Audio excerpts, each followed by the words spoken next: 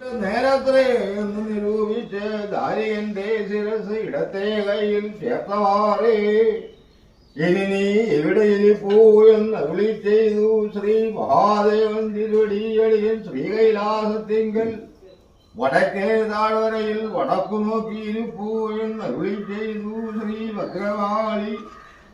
അതൊന്നും വരാമകളെ കാളി ശ്രീ മഹാദേവട്ടത്ത് ശ്രീ മഹാകാളി എന്നും വരാം. ശ്രീ മഹാകാളി തേർവട്ടത്ത് ശ്രീ മഹാദേവരെന്നും വന്നാൽ നിന്നുടെ ശക്തി ഉണ്ടാവൂ, നിന്നുടെ ശക്തി മറിഞ്ഞു.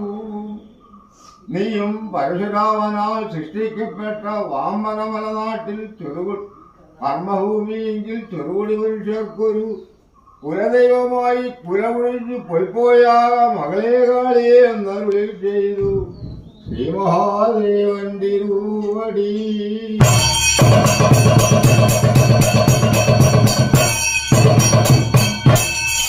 കർമ്മഭൂമിയിൽ നിന്നും വിടകൊള്ളുകയില്ല.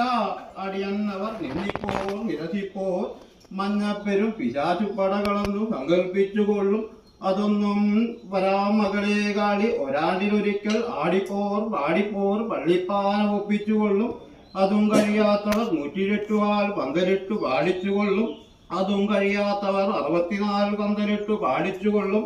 അതും കഴിയാത്തവർ 32 കാൽ പന്തലിട്ടു പാടിച്ചുകൊള്ളും. അതും കഴിയാത്തവർ 16 കാൽ പന്തലിട്ടു പാടിച്ചുകൊള്ളും. അതും കഴിയാത്തവർ 8 കാൽ പന്തലിട്ടു പാടിച്ചുകൊള്ളും. അതും കഴിയാത്തവർ 4 കാൽ പന്തലിട്ടുകൊള്ളും പാടിച്ചുകൊള്ളും. അതും കഴിയാത്തവർ 2 എലിക ഒപ്പിച്ചുകൊള്ളും. കിഴക്ക് പടിഞ്ഞാറ് തെക്കു പടിഞ്ഞാറ് കവേഴും വായിക്കൊള്ളും. കിഴക്ക് പടിഞ്ഞാറ് ബ്രഹ്മാചാര്യനെ കൊണ്ട് കൂറൊലിപ്പിച്ചുകൊള്ളും. അതിന്മേൽ അരയും തെങ്ങിൻ കളിയോള അരയാൽ കിളി കണ്ണി വെറ്റില എന്നിവയ്ക്കെ കൊണ്ട് അലങ്കരിച്ചുകൊള്ളും. വടക്കും വാതിൽക്കൽ വെള്ളി ശ്രീപീഠം വെപ്പിച്ചുകൊള്ളും. അതിന്മേൽ കത്തിയമ്പ് കരിഞ്ചേല കണ്ണാടി എന്നിവയ്ക്കെ കൊണ്ട് അലങ്കരിച്ചുകൊള്ളും. സ്വർണപ്പൊടിക്ക് പകരം മഞ്ഞപ്പൊടി ഒപ്പിച്ചുകൊള്ളും. വെള്ളിപ്പൊടിക്ക് പകരം അരിപ്പൊടി കൊണ്ട് ഒപ്പിച്ചുകൊള്ളും.